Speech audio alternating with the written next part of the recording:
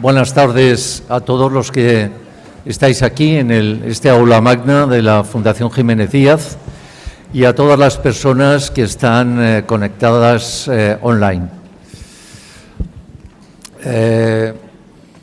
Les damos a todos la bienvenida a este acto de la 55ª lección conmemorativa Jiménez Díaz que organiza la Fundación Conchita Rábago de Jiménez Díaz. Quiero presentarles a los miembros de la mesa que nos van a acompañar en estos próximos minutos. Tenemos la suerte de que nos acompaña y hará la inauguración don Juan Cruz Cigudosa, secretario de Estado del Ministerio de Ciencia, Innovación y Universidades. Muchas gracias por venir. También formará parte de este acto otros miembros de la mesa, el doctor Gregorio Rábago, que es el presidente de la Fundación Conchita Rábago de Jiménez Díaz, Luis Jiménez Díaz, como secretario también de la Fundación Conchita Rábago de Jiménez Díaz, el doctor Javier Arcos, que es el director gerente de la Fundación Jiménez Díaz, y también participará la doctora Carmen Ayuso, que hará el laudatio del que ha sido premiado este año con esta lectura conmemorativa Jiménez Díaz, que es el profesor Denis Lau. Así que, por favor, Juan, cuando quieras. Buenos días a todas, buenos días a todos. Good morning, Professor Lau. Que quisiera hacer es básicamente ser breve porque lo que voy a transmitir es agradecimientos. Agradecimientos a toda esta comunidad que nos hemos reunido aquí. Me estaban informando que hay casi 700 personas atendiendo este evento, una gran parte de ellas aquí presencialmente y otras online. Por lo tanto, también doy la bienvenida a los que nos siguen desde sus respectivos aparatos electrónicos. Quisiera agradecer a la Fundación Conchita Rábago el apoyo que espero que ha mantenido, tiene y tendrá durante toda su historia en la promoción de la actividad científica y en la divulgación de la ciencia. Yo creo que promover la excelencia científica con programas como los que se han llevado a cabo por esta fundación, de becas, ayudas, de proyectos, merece el reconocimiento de la profesión científica, merece el reconocimiento de nuestro ecosistema y, desde luego, que les animo a que esto siga siendo así todo el tiempo necesario. Yo creo que, además, tiene un punto especial la fundación porque intenta hacerlo desde la excelencia. Desde la excelencia de diferentes ámbitos, tanto por el rigor en sus convocatorias como por buscar acercar referentes de la investigación biomédica a este aula. Yo he estado muchas veces en este acto sentado en la audiencia y he sido siempre beneficiado por la aportación de la gente que se han visto galardonados con la medalla. Yo creo que es importante transmitir que desde todo, de verdad, el ecosistema científico y todo lo que se hace en biomedicina tiene una deuda con esta fundación por este tipo de actividad. Yo creo que al final lo que nos une, tanto a la fundación como a la gente que está escuchándonos y la gente que está presente y al profesor, obviamente al profesor Lo, es básicamente amarrar de verdad el auténtico valor que tiene la ciencia y la innovación para la sociedad, que no es otro que mejorar la vida de las personas. Quería también agradecer específicamente al profesor Denis Lau su asistencia en este acto y poner en valor, aunque el laudatio lo va a hacer luego la doctora Carmen Ayuso y seguramente lo hará bastante mejor que yo, pero yo tengo que hacer un reconocimiento personal de agradecimiento. Pero yo me he dedicado a la genética toda mi vida y he tenido la suerte de compartir con el profesor Lo grandes de sus, más que compartir, beneficiarme, quería decir, gran parte de la actividad que ha hecho.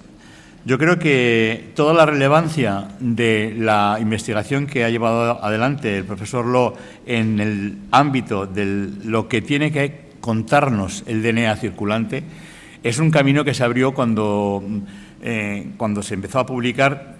Yo estoy seguro que le llamaban probablemente poco menos que loco, poco menos que visionario, pero no es verdad. Yo creo que nos ha beneficiado mucho. Yo creo que las aportaciones que vienen derivadas de su intuición y de su rigor científico estamos viviéndolas día a día, y voy a hablar dos cosas sencillamente. Me gustaría poner en valor su accesibilidad y su generosidad. La accesibilidad, porque siempre ha respondido a consultas científicas que cuando se les llamaba y se les escribía, se contestaba. Y eso ha proporcionado una diseminación de sus hallazgos que han alcanzado a toda la comunidad. Los avances en biopsia líquida, tanto en el diagnóstico del cáncer como en el caso concreto del diagnóstico prenatal no invasivo, han sido una piedra impresionante, y que además tengo que reconocer que han sido para mi formación profesional una ayuda espectacular, tanto en mi carrera científica como en mi carrera de emprendimiento. Por lo tanto, estoy convencido de que este tipo de accesibilidad ha sido importante. Y también su generosidad. Yo creo que cuando le consultábamos dudas siempre compartía los resultados, y también tengo que reconocer aquí que el último acto de mi vida, si me permiten, civil como científico, fue organizar el Congreso Interdisciplinar del año 2019, e invitamos al profesor Lo a que diera la conferencia final del Congreso, y también fue un momento para mí muy relevante. Por lo tanto, solamente quería acabar ya, despedir mi intervención diciendo que yo creo que la ciencia es una actividad que es la palanca de transformar la sociedad, es probablemente la mejor palanca. La ciencia, la innovación y el conocimiento universitario son los elementos y los pilares en los que tenemos que basar nuestra transformación como país, y que es una cosa que nos une, y que es una cosa que estamos consiguiendo con el concurso de todos. Es básicamente un mensaje muy rápido. En este país nunca se había producido lo que está produciéndose ahora, que es de 1 de cada 5 nuevos puestos de trabajo tienen que ver con la ciencia, la tecnología y la digitalización. Estamos cambiando el modelo de país, y eso se hace desde una perspectiva claramente, y cierro aquí. Somos un país mejor porque colaboramos más. Soy un firme creyente de la colaboración público-privada. Creo que sin cooperación y sin colaboración no podemos catalizar la transformación que este país necesita. Yo creo que nuestra tarea, desde la ciencia y desde la actividad de gobierno, es común y que nos une más que nos separa. Creo que compartimos la visión de país de que la ciencia es lo mejor que nos puede pasar a todos nosotros. Muchas gracias.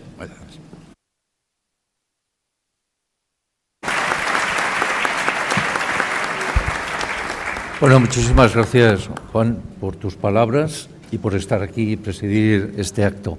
Y ahora es el turno del doctor Gregorio Rábago, que es el presidente del patronato, como he dicho, de la Fundación Conchita Rábago de Jiménez Díaz.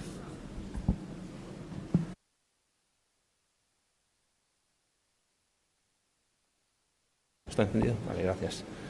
Buenos días a todos. En primer lugar, quería agradecer a Juan Cruz Cigudosa su amable participación en este simposio. Sé que el horario y el timing está muy estrechado, pero haber encontrado un hueco para venir a estar con nosotros para mí es un honor y es un placer. Quiero también agradecer al doctor Sastre su constante apoyo a la Fundación como presidente del Comité Ejecutivo. Todos estos años que hemos colaborado, hemos trabajado, sin tu ayuda hubiera sido imposible llevar a cabo esto. Y luego no quiero dejar de agradecer a Javier Arcos su apoyo incondicional durante todos estos años que la Fundación Jiménez Díaz ha prestado a la Fundación Conchita Rábago en este magnífico aula donde tantas sesiones ha habido, y que si esta aula pudiera hablar contaría miles de anécdotas y miles de historias.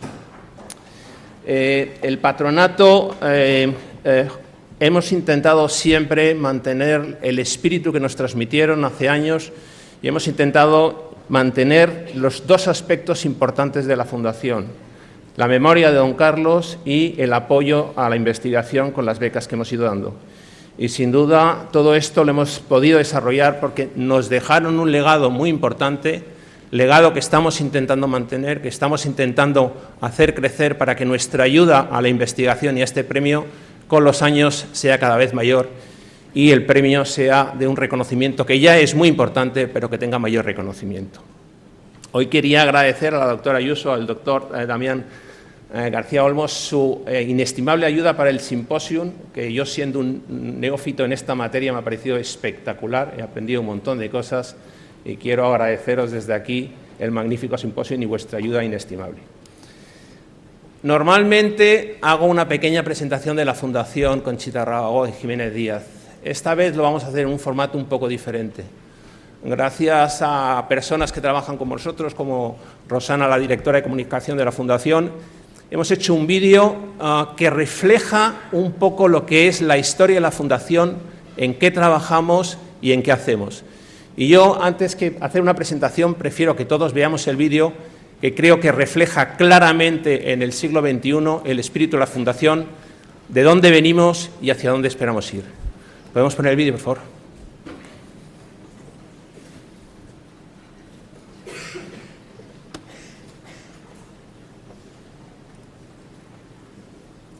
¿Corre bien?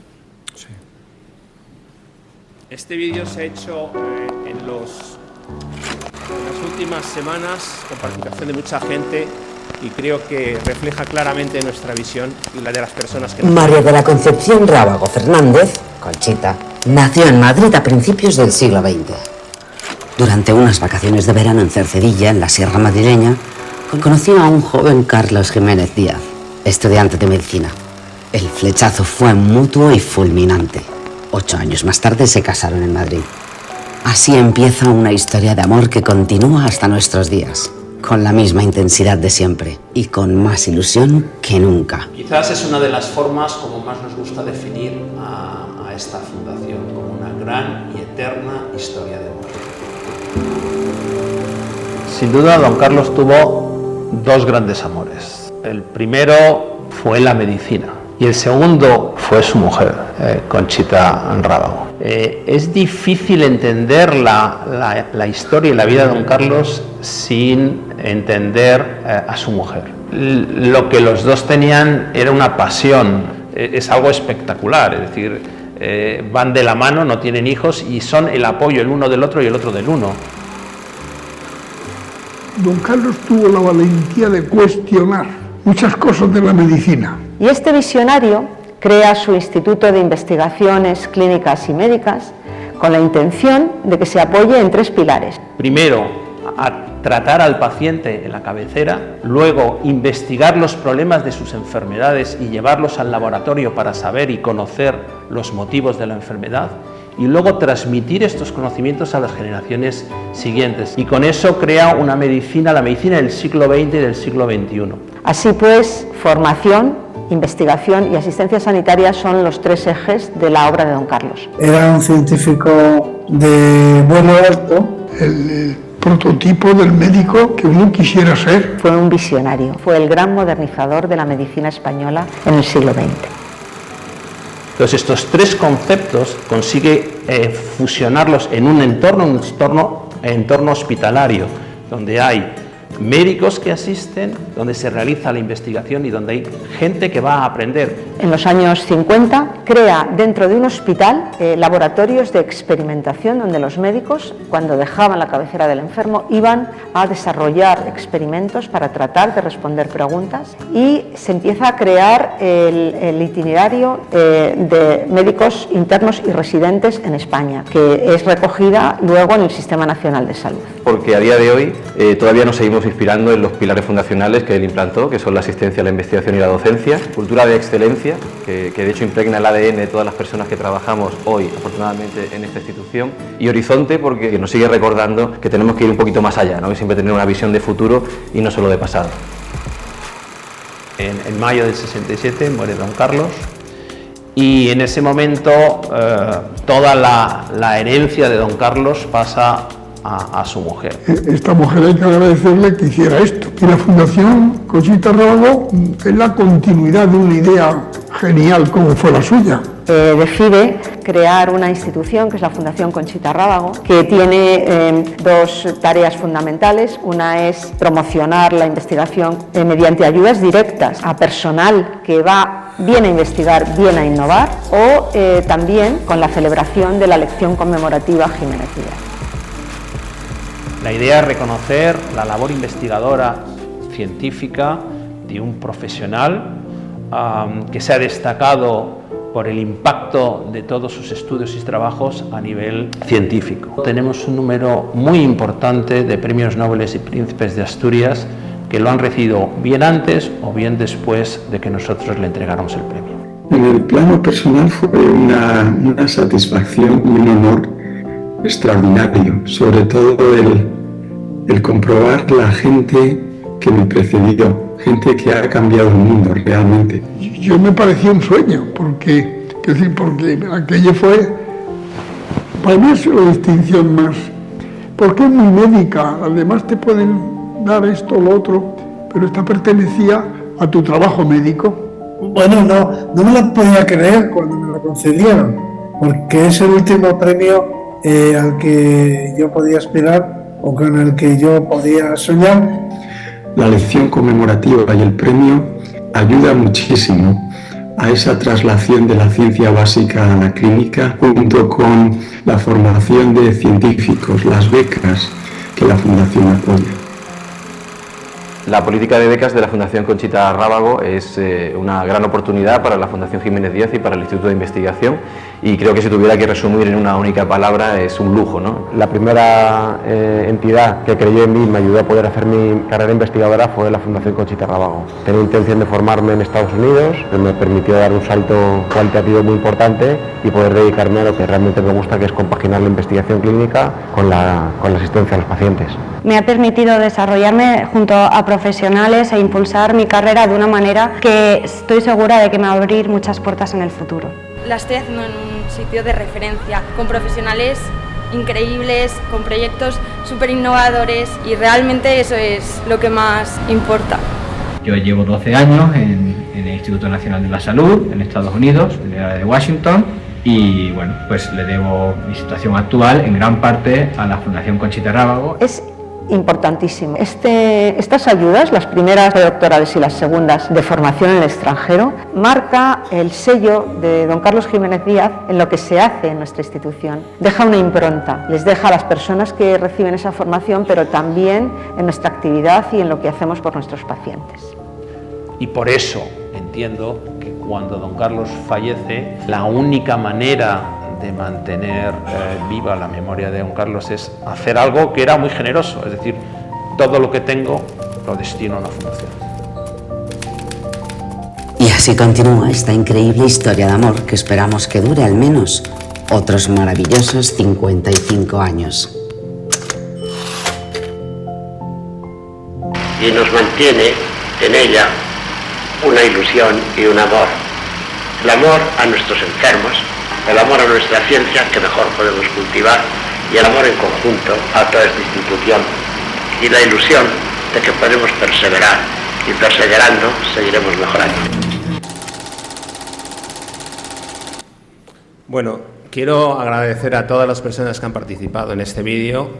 Lógicamente, las entrevistas son muchísimo más largas, van a estar colgadas en la página de la Fundación, y creo que vale la pena de ver porque hay entrevistas muy interesantes, mucho más completas, pero lo que hemos hecho aquí es hacer una pequeña extracción, unas píldoras para crear este pequeño vídeo. Muchas gracias.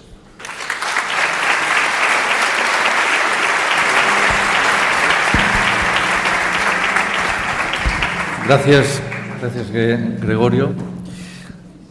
Hace un poquito más de un año, en el comité ejecutivo de esta lección conmemorativa Jiménez Díaz, fue elegido por unanimidad como galardonado el profesor Denis Lowe. La laudatio del profesor Denis Lowe la va a hacer la doctora Carmen Ayuso, la directora de nuestro Instituto de Investigación y jefe de genética también de este hospital. Cuando quieras. Excelentísimo señor don Juan Figudosa, querido Juan, secretario de Estado del Ministerio de Ciencia, Innovación y Universidades. Doctor Joaquín Sastre Domínguez, presidente del Comité Ejecutivo de la Lección Conmemorativa Jiménez Díaz. Doctor Gregorio de Rábago, presidente de la Fundación Conchita Rábago de Jiménez Díaz. Doctor Javier Arcos Campillo, director gerente del Hospital Universitario Fundación Jiménez Díaz. Don Luis Jiménez Díaz Egoscozábal, secretario del Patronato de la Fundación Conchita Rábago de Jiménez Díaz. Colegas, amigos y amigas todos, buenos días. Es para mí un verdadero placer presentarles al premiado de la Lección Conmemorativa Jiménez Díaz de este año, el profesor Denis Lowe, el más importante contribuyente al desarrollo de pruebas prenatales no invasivas e impulsor de la biopsia líquida, y no solo por lo brillante de sus resultados, sino por la originalidad de su pensamiento científico. Como podrán ustedes escuchar durante su exposición, su ciencia, novedosa y disruptiva, completó un círculo perfecto, desde las preguntas científicas, pasando por la búsqueda no convencional de las respuestas, a su transferencia y traslación a la práctica clínica, transformando la genética prenatal y del cáncer al permitir acercar diagnósticos precisos y no invasivos, tanto en el embarazo como durante el proceso tumoral. A continuación, me gustaría repasar con todos ustedes algunos aspectos relevantes de su biografía investigadora. Dennis Yuk-Ming Lo es médico y biólogo molecular en Hong Kong. Es el director del Instituto Li Ka-shing de Ciencias de la Salud, profesor Li Ka-shing de Medicina, así como jefe del Departamento de Patología Química en la Universidad China de Hong Kong. El profesor Lo nació en Hong Kong en 1963. Su madre enseñaba música y su padre, Wai Hoi Lo, que emigró a Hong Kong en 1946, era psiquiatra y exdirector del Castle Peak Hospital. Después de completar la enseñanza primaria y secundaria en el St. Joseph College, un colegio de jesuitas en Hong Kong, Dennis Lo fue aceptado en 3 universidades: en la Universidad de Stanford para estudiar ingeniería eléctrica, en la Universidad de Hong Kong y en la Universidad de Cambridge para estudiar medicina. Ante estas 3 opciones, el profesor Lo optó por estudiar medicina y decidió hacerlo en el extranjero. Él refiere haberse sentido impresionado por las fotografías que veía en los libros que consultaba cuando era adolescente de científicos ilustres. Y particularmente llamó su atención una foto de los científicos James Watson y Francis Crick frente a la capilla del King's College de la Universidad de Cambridge. Hay que decir también que él es un gran aficionado a la fotografía y esto explica por qué se sentía tan cómodo también a lo largo de su carrera investigadora, sobre todo en sus inicios, trabajando en el laboratorio. En 1983, a la edad de 20 años, estudió en la Universidad de Cambridge y durante 2 años, uno menos de lo habitual, completó su formación médica preclínica y obtuvo una licenciatura en artes y dedicó su 3er año a estudiar clonación genética. En el 86, Lo se trasladó a la Universidad de Oxford para continuar su formación clínica, completando su licenciatura en Medicina y Cirugía en el año 89. Dennis Lo fue investigador junior en Ciencias Naturales en el Hertford College entre 1990 y 1993 y becario de la Wellcome Trust en Medicina Clínica de 1993 a 1994.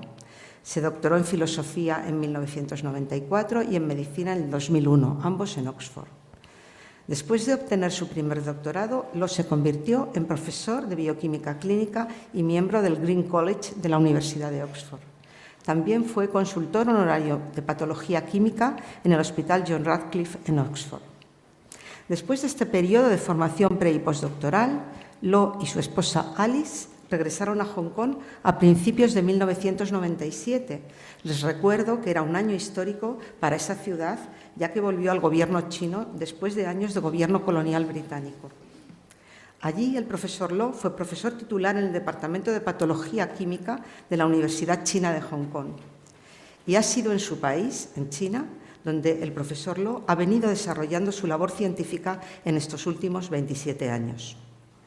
Les detallaré muy someramente algunos de los hitos de su investigación, comenzando por sus inicios. Y ello les demostrará cómo la originalidad de su pensamiento ha guiado todos sus descubrimientos.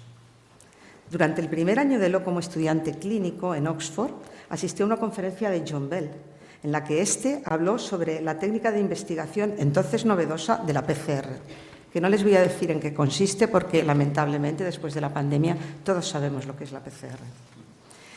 El profesor Lo le pidió a Bell que le enseñara los conceptos básicos de esta técnica, de la que llegó a ser un verdadero experto.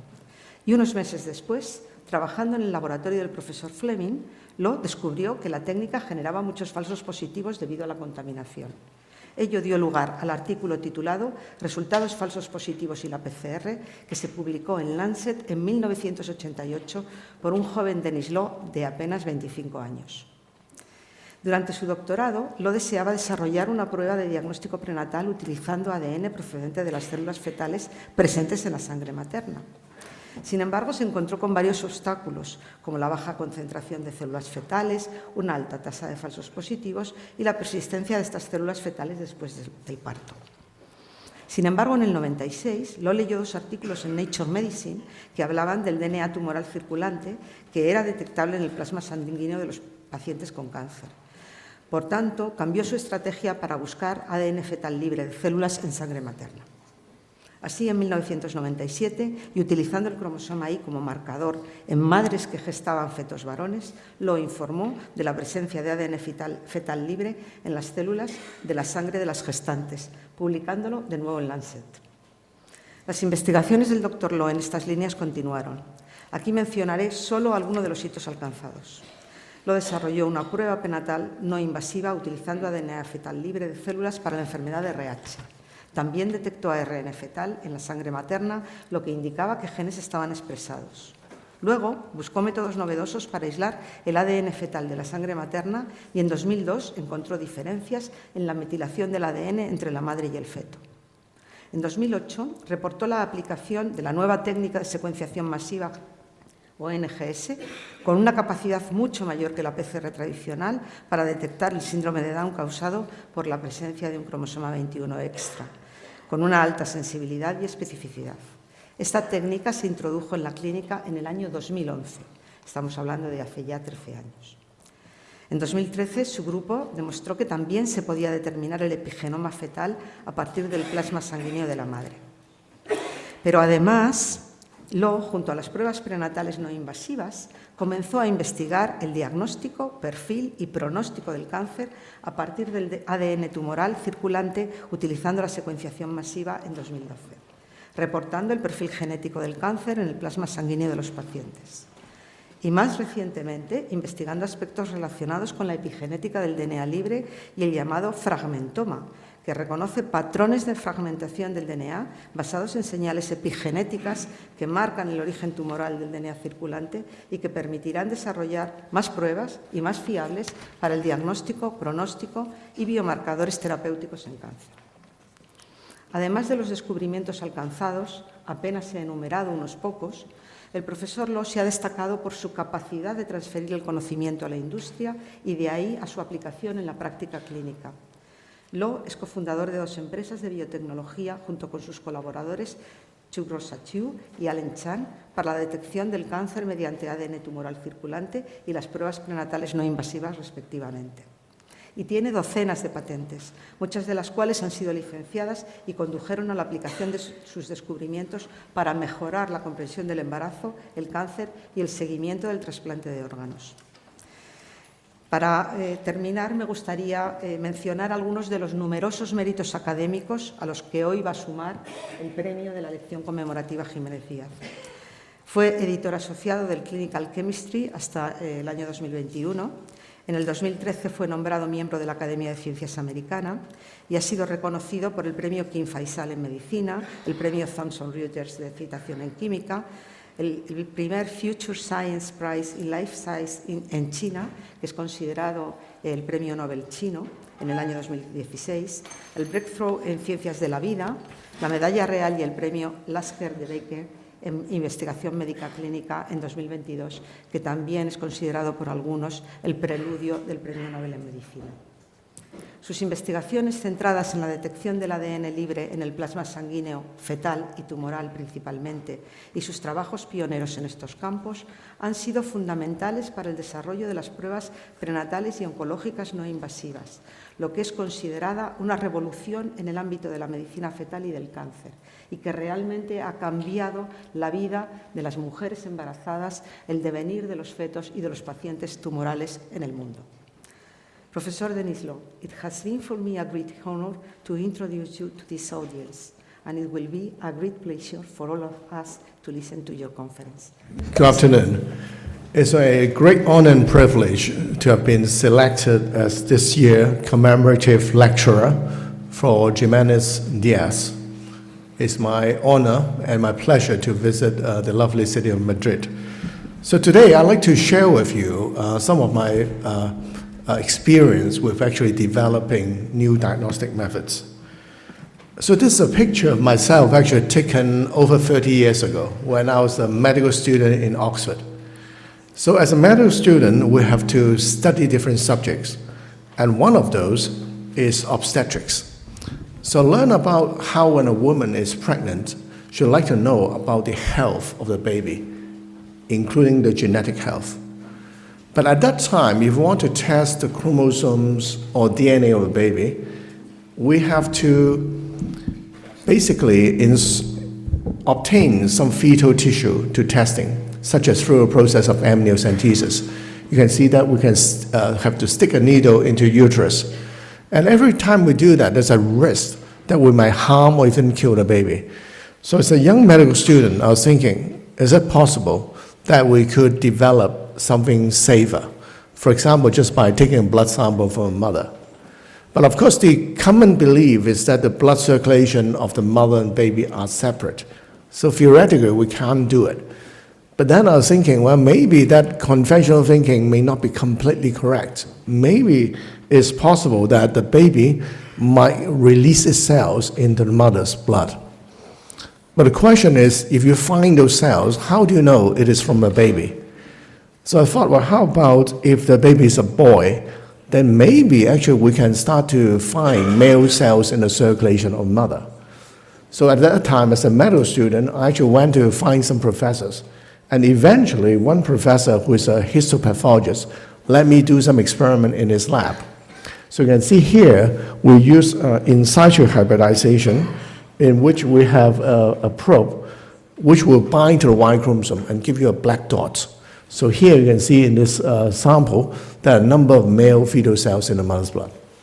But of course, if you have to do that through a microscope to hunt for those cells, it's very tedious. So we're thinking, well, is it possible we can have something quicker? So at that time, the method of the polymerase chain reaction, or PCR, had just come in. And there was a professor in Oxford called John Bell. He was actually one of the first person to do PCR other than the people who invented it. And so he actually taught me how to do it. So eventually, we were able to actually use the PCR to detect fetal Y chromosome in those cells. And so we published this in The Lancet when I was just about to graduate. And then a few months later, The Lancet actually published an editorial called Is It a Boy? Because theoretically, you can actually use this technology to tell the sex of a baby. And then I graduate, and then I do a junior hospital doctor job for 1 year. But during that year, I was constantly thinking about this field because I thought that I've started it, so I have some responsibility to finish it. So after 1 year, I've decided I'm going to go back to Oxford and to actually try to do this project as a PhD project. So this is a picture of myself as a PhD student in Oxford. Now you can see that I'm sort of covered up a lot, right? And the reason is because I'm using a Y chromosome as a marker. And of course, every cell in my body has a Y chromosome. So I'm trying to protect my samples from myself. Yeah. But then sometimes when you do experiment, right, like the medical student who might be in the audience now, if you do experiment as a part-time, it's a lot of fun, right? But if you do it full-time, suddenly you see a lot of problems. So the problem is that even though we have fetal cells in the mother's blood, but the concentration is really super low. It's like trying to hunt for the needle in a stack of hay. So after 3.5 years of work, I just couldn't get a system to work very reliably. So eventually my scholarships run out, so I have to graduate. So at that time, actually, my work didn't go too well, but luckily I actually met my wife. So we were able to actually graduate together in July 1994. And then after that, I go back to do clinical medicine. I was training in internal medicine and gradually changed to pathology. And then 1997 came. So that was a year when Hong Kong went back to China. So my wife and I thought that it was time to go home. So I joined the Chinese University of Hong Kong. So this is our campus in the northeastern part of Hong Kong, which is very nice, next to this sea. And then I can think, what have I done wrong for the previous 8 years, from 89 to 97? What have I done wrong? Why can't I solve this problem? So then, in this particular issue of Nature Medicine, which was published 3 months before I went back to Hong Kong, there were 2 papers which says that in cancer patients, you can find cancer DNA in the plasma and serum of those patients. And suddenly I thought, the baby growing inside mother is actually a little bit like cancer growing in a patient. So maybe the baby can do that as well. And also I thought that as a doctor, I've never seen cancer, which is as big as an 8-pound baby, right? The baby is huge compared with cancer. So surely I should be able to see some fetal DNA. So what it means is that for the previous 8 years, I was looking at a cell, which was the wrong position. I should be actually looking at the liquid outside cell in the plasma to hunt for fetal DNA. But then the problem is this. You can imagine at that time I just resigned from Oxford, and at that time in Hong Kong, we actually don't have too much support for research. We are talking about 28 years ago. So, and I've never actually handled plasma for this research before, so how can I do it? So I can only do something very cheap, right? So then I remember when I was in the UK, I actually never liked UK food, right? If you went to the UK, you probably know you like Spanish food more. And I actually like Chinese food more. So sometimes I will go home to my room to cook Asian noodles. And of course, to cook noodles, what you do is that you boil some water, and then you put the noodles in, and then a few minutes later, you have a meal. So I was thinking, how about if I take some plasma and serum and just boil it for 5 minutes and take a few drops of that soup to be tested by PCR. So you probably think it's crazy, right? But if you don't have money, you have to do crazy things. And interesting, when I did this, then I was able to actually see this Y chromosome signal in some woman, and then negative, positive and negative. And later on, I could not believe my eyes when I see all the one with a positive signal all have baby boys, all the one without signal all have baby girls. So this was the first discovery of cell-free fetal DNA in maternal plasma and serum. And then we find that actually the DNA is present very early on, from the 6 weeks of pregnancy onwards. And actually by the 10 weeks, the concentration reaches 15%, which is amazing. Because imagine at that time, at 10 weeks, the baby is still very small and the mouth is huge. And yet the baby is working so hard to push all this DNA out in the blood. And then after delivery of the baby, within 2 hours, the DNA is gone.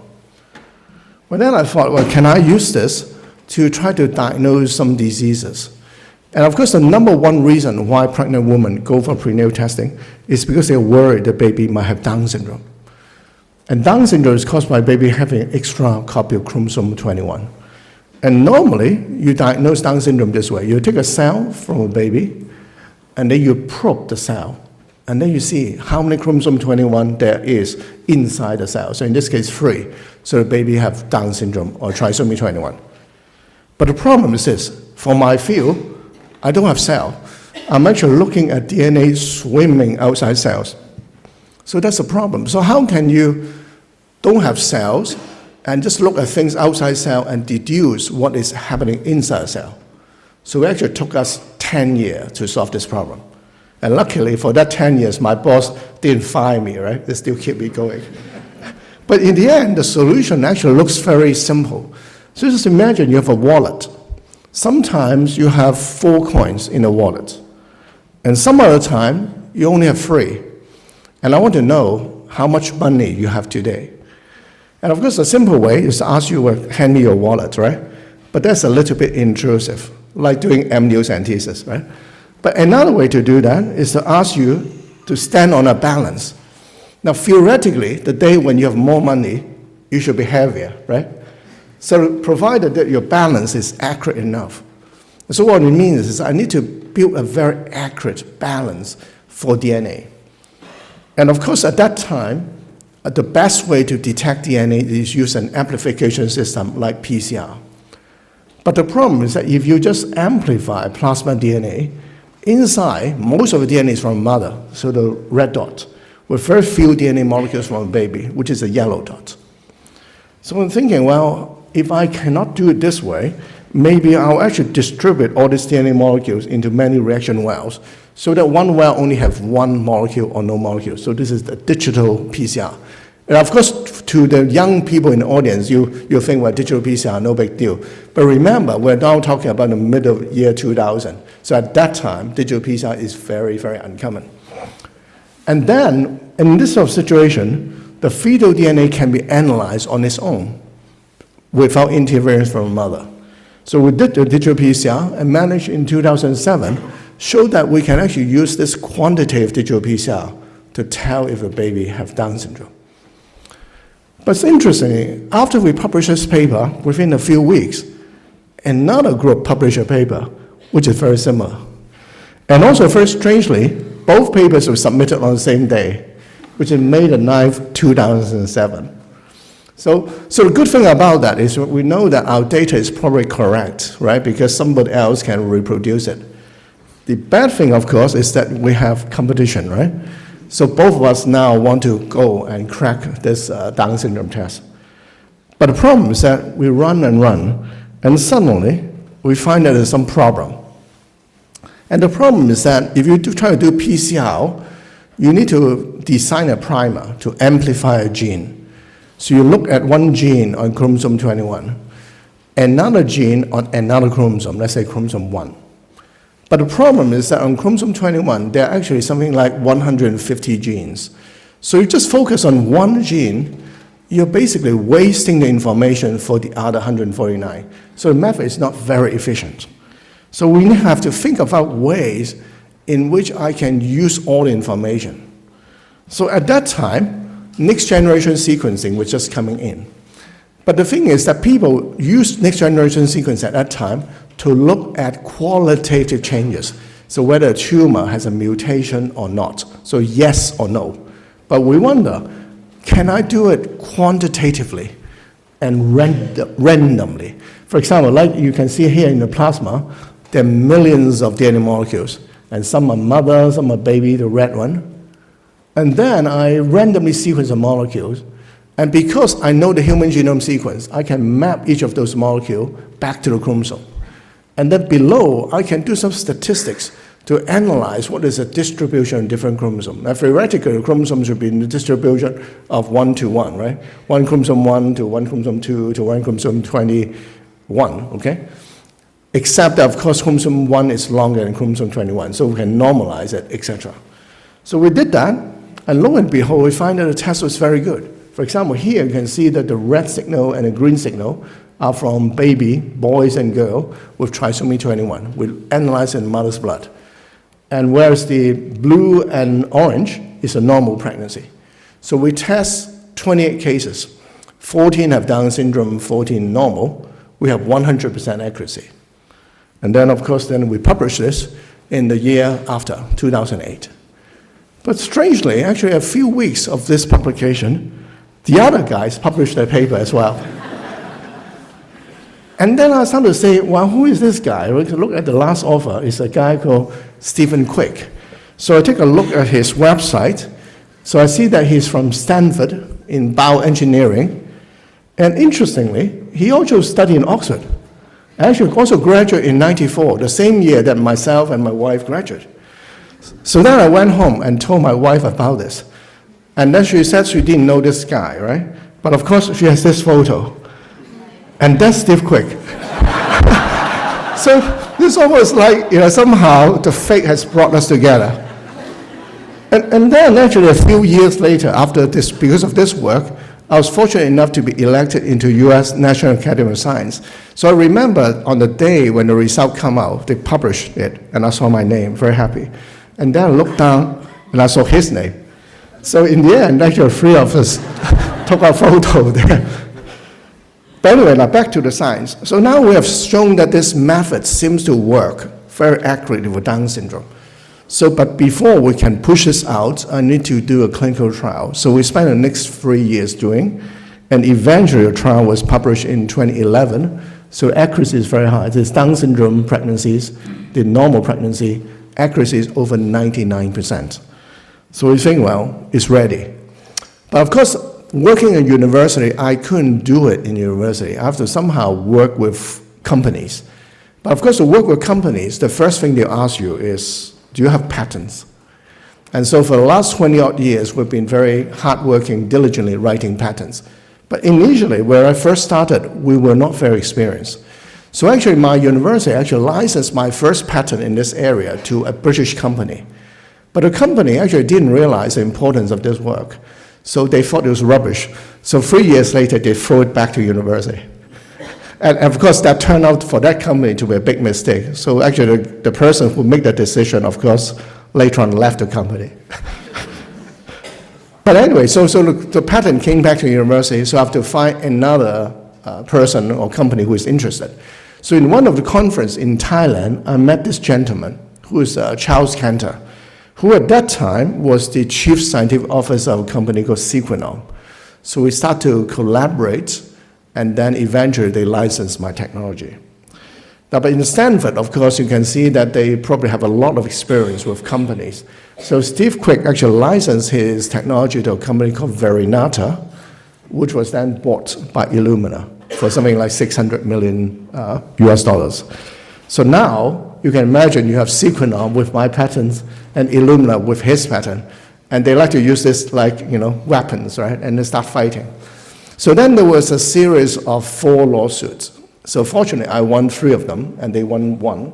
So eventually, we decided to settle, and then we pool all the patents. So basically, people can just subscribe to this pool and get access to the technology. So technology now is called NIPT, non-invasive prenatal testing, and is used by millions of pregnant women every year. Now, so you can see that how I discovered cell-free fetal DNA is because I read about this tumor DNA. And now the fetal side seemed to be working well. Then we thought, well, maybe I can actually use some of the fetal technology back into the tumor. And then we started actually with this cancer, which is a head and neck cancer called nasopharyngeal cancer, NPC for short. Now this cancer is very common in the southern part of China. Like a Cantonese man like me, a lifetime risk is about 1 in 39. It usually hits early, like 40 to 60 years old. Now, another reason why we choose NPC is because it is associated with a virus, Epstein-Barr virus. So you can find EBV DNA in the nucleus of the NPC cells. So I was thinking, maybe I can use this EBV DNA as a marker of a tumor, just like I used the Y chromosome as a marker for baby boy. I still remember when I first proposed this idea to some of my clinician colleagues in my hospital, many people actually laugh at me because they think most of us are chronic EBV carrier, right? Like in this room, probably 98% of us have EBV inside us. So I think if I use this, I'm going to have a lot of false positive results. But interestingly, we decided to go ahead and find the result is very good. So you can see on the left-hand side, in the plasma of NPC patients, stubble of EBV DNA. Without cancer, then most people are negative. So we first published this in 1999.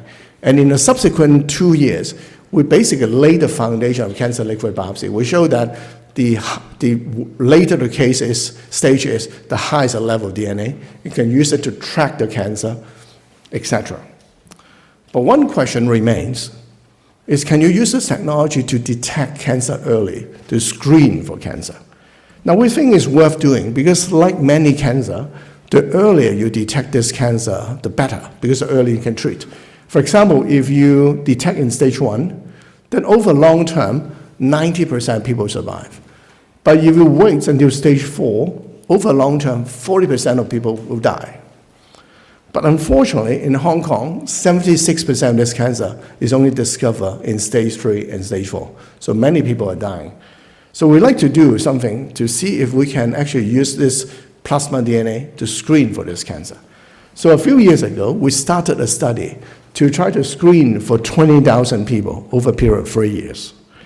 And we want to focus on the highest risk group, which is males between the age of 40 to 60. We want to see, can we detect the cancer early?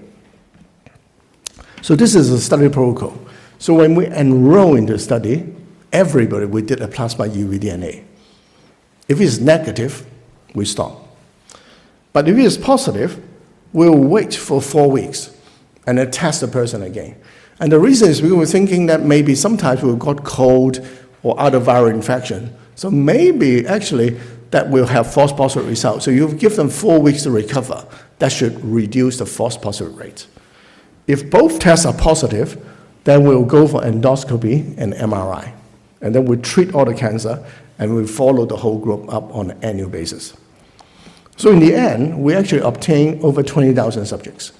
And 5.5% of them are positive in the first test. And 1.5% of them are positive in both tests. And then amongst those, we find 34 cases of this cancer. And the positive predictive value is 11%. Now this number, 34, is interesting because according to government statistics, for this cancer in Hong Kong, the incidence is 35 per 100,000. So if you screen 20,000 people, you should only have 7 cases, but we're getting 34. So what we're thinking is that maybe a test can identify cancer which is going to present itself over the next 4 to 5 years. Now, if that's the case, the cancer we find should be super early, is it? Now, for example, if you don't screen, most of the cases in stage 3 and stage 4. But now, if you screen, most of the cases become stage 1 and stage 2. So these two together become 70%. And because it's so early, of the 34 cases, only 1 die. Basically, the rest are cured.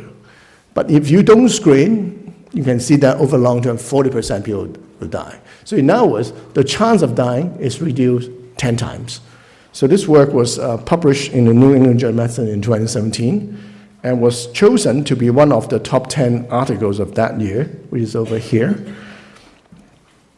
But one thing is this. So I'll show you that we identify this positivity in the blood, but not everyone has cancer because positive predictive value is only 11%. So why do people have false positive? Does it mean anything? Now, to answer that question, we decided to screen the whole cohort again a second time, 4 years after the first one. And of course, 4 years after 2017 is when we have a COVID pandemic. But luckily, we still managed to persuade 89% of them to come back. So in the end, we screened 17,000 people, and we find 24 cases of cancer. Now, so basically, on the left-hand side here is a control group without screening. Most of the cases in stage 3 and stage 4. In the middle is a 2017 New England Journal paper. Most of the cases in stage 1 and stage 2. And on the right-hand side is the new study, 23. You can see now, basically, the distribution is very similar to 2017. So in other words, that means if you wait 4 years, the risk has reset. So next question we want to ask is, if you have false positive in 2017, does that predict our chance of having cancer later on? So what we do is that we look at the 2017 study. If there are no false positive results, or if there are transient false positive results, because remember, we do a blood test. If it's positive, we wait 4 weeks and take another one. So transient is when the first blood test is positive, the second one is negative. But then persistent is when both blood tests are positive. So we can separate them into 3 groups, and then we take a look to see how many cancer we have from each group. And then let's say that I put the negative group, the risk level as 1. Then we find if it is transient, then the risk will increase to 4.4 times. If it is persistent, the risk will increase to 16.8 times, which is a lot. So in other words, those are really not false positive. They are actually predictive of future risk of this cancer. There could be at least 2 reasons. One reason is that 4 years ago, those people already have very small cancer, which are so small that endoscopy and MRI cannot see. Another possibility is that those individuals might have some inflammation or virus replication, which predispose them to the cancer later on. And of course, if you have this realization, then maybe we can personalize the screening. Now, for example, if you have no false positive, I can screen you every 4 years. If you have 1 false positive, I will need to screen you every 2 years. If you have 2 false positives, I'll screen you annually. It's a little bit like colonoscopy. If you have polyp, then I need to screen you more regularly. But of course, the question is whether this might have implication to other cancer types. Now, but nasopharyngeal cancer is only our first step. So we want to actually push this technology to other cancer. But the problem is that not every cancer has a virus DNA for you to detect. And of course, if we talk about detecting cancer DNA, one way is to use genetic approaches to look at, for example, mutations, or to look at copy number aberrations. In a way, it's almost like the Down syndrome test, right? Because Down syndrome, you detect extra chromosome 21. But in cancer, we have gene amplification, we have gene deletion. So we do exactly the same thing. So we publish this, we call this cancer genome scanning. So in this paper, we're able for the first time to do a genome-wide scan of the cancer genome. We look at copy number aberrations, we look at single nucleotide variants, and we also look at tumoral heterogeneity because the whole body has multiple tumor foci, and they all release DNA in the blood and mix together. But however, what I want to do is to do cancer screening. But cancer screening is a little bit difficult because you don't know if the patient has cancer, and you don't know what type of cancer. And different cancer might have different type of genomic aberrations. So we think that to look at genetic might be challenging for screening. So eventually we decided to move to epigenetics. So in epigenetics, of course, the DNA sequence doesn't change, but there's some sort of modification on genome which changes. And so we published this in 2013, actually showed that we can actually use genome-wide methylation aberration to actually scan.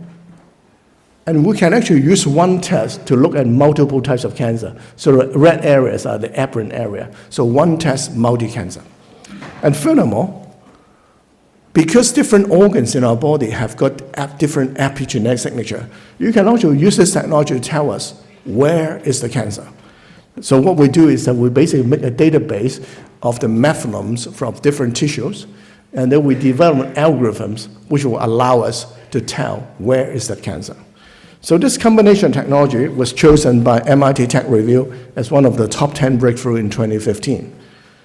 So this time, I've decided to actually start a company with two of my students. So we call this company Serena, which stands for Circulating Nucleic Acid. And of course, what we want to do is to detect cancer at the early stage so that we can take action. But very strangely, when we founded Serena in the Silicon Valley, Illumina actually started a company called Grail. And you can see the mission statement is very similar, to detect cancer early when it can be cured, right? So basically, Serena and Grail are going in the same direction. And from my experience, if you don't do anything about that, we'll end up in lawsuit, right? And each time you fight lawsuit, it will take 10 years. And I don't have that many 10 years before I retire. So what we decided to do is in 2017, we merged the two companies together, and I become a scientific co-founder of Grail. And so basically they use our epigenetic intellectual property. So this is actually in the merger party.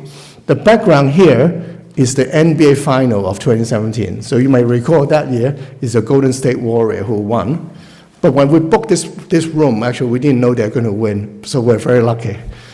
And the guy next to me is the founding CEO of Grail, who is a guy called Jeff Huber. He's the guy who brought us Google Maps. But then later on, he decided to use his expertise in cancer.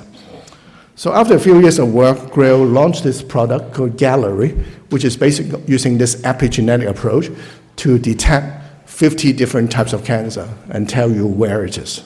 And this test was actually chosen to be one of the top inventions by Time Magazine in 2022, so a cancer finding super test.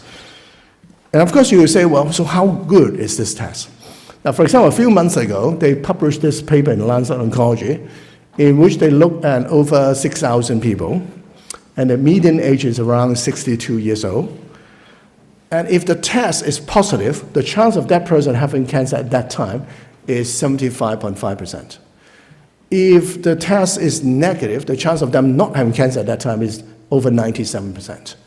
And the accuracy of telling you where it is 85%. So from this data, it looks pretty encouraging. But there's still a weakness. And the weakness is this. For stage 1 cancer, they can only pick up 24%. And stage 2 is 57%, stage 3 is 85%, stage 4 is 95%. Now, while those early stage cancer sensitivity is still quite low, but I would argue that if I'm one of those patients, I would like to know, right, so that I can be treated at least while we are pushing forward the sensitivity. So we've been working very hard to try to increase the sensitivity And also, they're trying to make the test cheaper, because currently the test is around $950. So we're thinking, why, for example, how can we improve it? And one way we can improve it is this. Because this is a sequencing-based test, and a sequencer is designed to look for genetic changes, but the test is epigenetics. So normally, we need to convert the epigenetic change into genetic one, using technology like bisulfite conversion. But if you do that, some of those protocols are destructive. Like bisulfite has been known to kill 90% of DNA. It takes time and add cost and make the bioinformatics more difficult. So we're thinking, is it possible that I can invent an epigenetic test without a conversion? So for the last few years, we've been attracted to the fragmentation of DNA. Because if you look at DNA inside cell, it is a long stretch of molecule. But if it's released in your blood, it's cut into millions of pieces. And the recent realization is this cutting is non-random. And not only is it non-random, but it's actually related to the epigenetic status. For example, you look at the end of DNA fragments, and you take a look at the epigenetic status, like methylated or unmethylated. Then you find that the way it's cut is different. For example, it's methylated, it likes to cut immediately here at the C. If it's non-methylated, it will cut a little bit beyond. For example, like this. So here is the probability of cutting.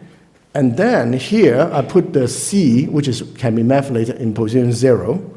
And you can see that if it's methylated, then the signal, the probability is increased. If it's not methylated, it's decreased, as compared with the -1 position. So I call this technology FRAGMA, which is fragmentomics-based methylation analysis. Now, so basically what you can do is this. You can look at, for example, you basically sequence the plasma DNA, and you look at fragments which is end in CGN, which is any nucleotide. Compare a fragment which is ending in NCG. If it is methylated, then the CGN will increase, the NCG will decrease. If it's unmethylated, then it's the reverse. Now, for example, if you take a look at all the CpG sites across the whole genome, which is 28 million of those guys, if it's methylated, this ratio is approximately 4.8. If it's unmethylated, it's approximately 1. Now, for example, conventionally, if you try to look at those methylation profile, you have to do method like bisulfite sequencing. You look at the whole genome, you look at allorepeats, you look at CpG islands, which are the genes. But now, you don't have to do that. You just use FRAGMA, and it'll give you the same profile. And furthermore, to demonstrate FRAGMA work, I want to show you a class of genomic elements called genomic imprinting. So basically, those are genes, depends on whether you get it from your father or your mother. They're methylated differently. Now, for example, one of those loci called gene S. If you get it from, let's say this individual have an A allele and a G allele. Every time you see a black dot, that means it's methylated. If you see a white dot, it's unmethylated. That means that in this individual, the A allele is methylated, and the G allele is unmethylated, using bisulfite sequencing. But now, with FRAGMA, I can do the same thing. For example, look at A alleles, the CGN is high, NCG is low, and the G allele is a reverse. So next, we decide to see if I can actually use FRAGMA to detect cancer DNA in plasma. So we start by looking at hepatocellular cancer. So we look at 500 cases in which some are healthy controls, some are chronic hepatitis B carrier, some are fatty liver disease, and some are liver cancer. And we use a Barcelona staging, and then most of the cases in early stage cancer. And then we take a plasma, and we do the FRAGMA analysis. And we can see that if we keep the specificity at 98%, FRAGMA is able to detect 80% of those individuals.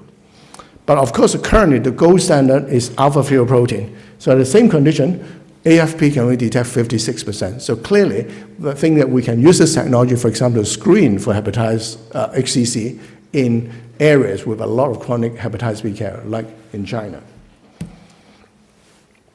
So up to now, I've talked about DNA in plasma being very fragmented. And then, but recently because I've constantly challenged myself. So recently I've been asking, is that view completely correct or is that biased? The reason why I ask that is because most people who look at the size of DNA fragment in plasma will use a short-read sequencer, like from Illumina. If you use a short-read sequencer, of course everything you see is short, right? It's almost like you wear a glass, if you wear the red one, everywhere you look is red, right? So if you use a short-read sequencer, everything you see is short. So recently we wonder what would happen if I use a long-read sequencer like that made by Pacific Bioscience, called single molecule real-time sequencing. What would happen? Now, for example, you look at plasma DNA using Illumina sequencer, then most of molecules is less than 200 base pair, with a little bit above that and then drop extremely quickly. But now, with the Pacific Bioscience sequencing, for the first time, you can see this population of super long cell-free DNA in blood. And actually, those molecules are quite frequent. For example, look at pregnant women. In the first trimester, they represent a median of 15% of molecules, increasing to 20% in the second trimester and 30% in the third trimester. And then you say, well, what is the advantage of having the long guys? One advantage is to look at SNPs, single nucleotide polymorphism. Because on the average in our genome, every 1,000 base pair, there's a SNP. But if you look at a short molecule like 150, then you need several of those molecules before you have a chance to hit one SNP. But now, with this super long cell-free DNA, it's different. Now, for example, like this one is 16 kilobase. So one molecule, you already have multiple SNPs.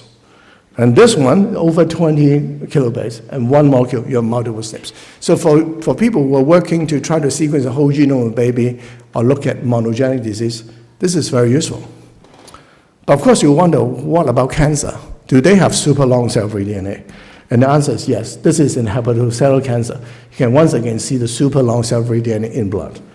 And also, not only are they long, they also carry the cancer mutations, and they cancer the cancer epigenetic changes as well. So the significance of this is basically for the last 25 years in this cell-free DNA field, you're like looking at short text message, WhatsApp or iMessage, the baby or the tumor sending us 10 words or 20 words. But now, with the super long cell-free DNA, you can see the whole word attachment. So I think the diagnostic implication is going to be very interesting. But one question you might ask is, where does this super long cell-free DNA come from? So I remember actually one day I was debating this with my research team. And suddenly one postdoc say, well, why don't we take a look at the chromosome karyotype, right? When you look at this, you can see that some area black, some areas are white, right? And then she said, is there any correlation with that? And of course, most people in my team will say that's crazy. It cannot possibly have any relationship. But nonetheless, we decide to check it out. So we draw the chromosome karyotype over here, the black and the white region, and then we plot the long cell-free DNA into it. And interesting, you see a long cell-free DNA like to come from the whiter region, whereas the short guy actually come from the black region, which is amazing.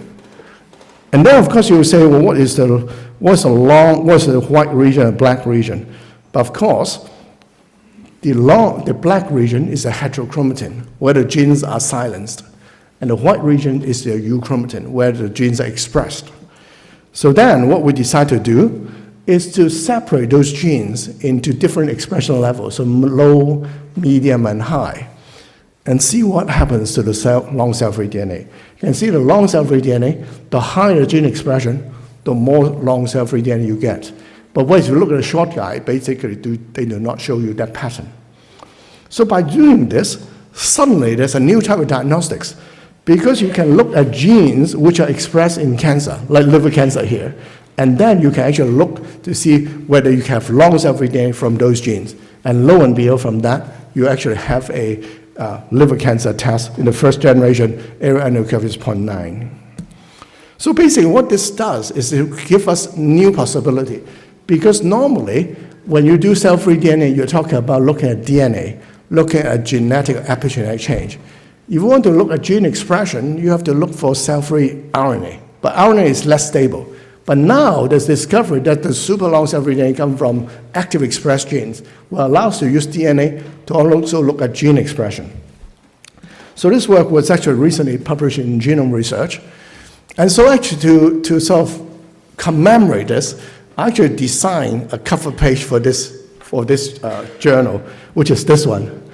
And this is actually the skyline of Hong Kong, which Damien will recognize. And this is the chromosome, the black and white thing. And those are various landmarks. This is a Bank of China building, and this is the HSBC building. And actually, this building is where I live, actually. So the more lights there is, the more activity, it's like a gene expression. And then those are where the short DNA come from. So if you work on this field, remember this picture. So in summary, hope I've convinced you that circulating DNA analysis has created a paradigm shift in molecular diagnostics. And also there's some very interesting similarities between pregnancy and cancer. And NIPT is already a standard of care. And now there's an emergent application in cancer screening. And then you can see in the mode of nasopharyngeal cancer, we can actually save lives. And also we talk about some new research direction like fragmentomics or long cell-free DNA. And finally, I'd like to thank individuals from my group for generating data which I present to you today. And thank you very much for your time.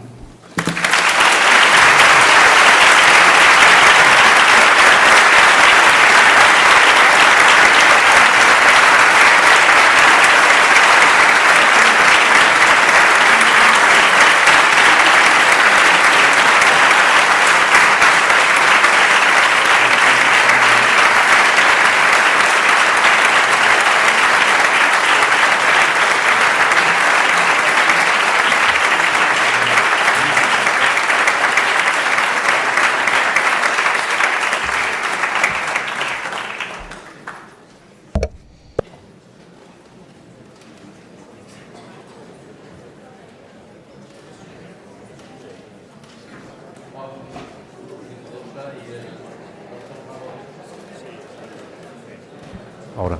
Sí, Juan Cruz Igudosa y el doctor Rábago van a imponer la medalla.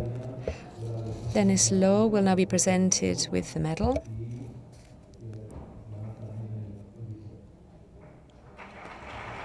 And the diploma.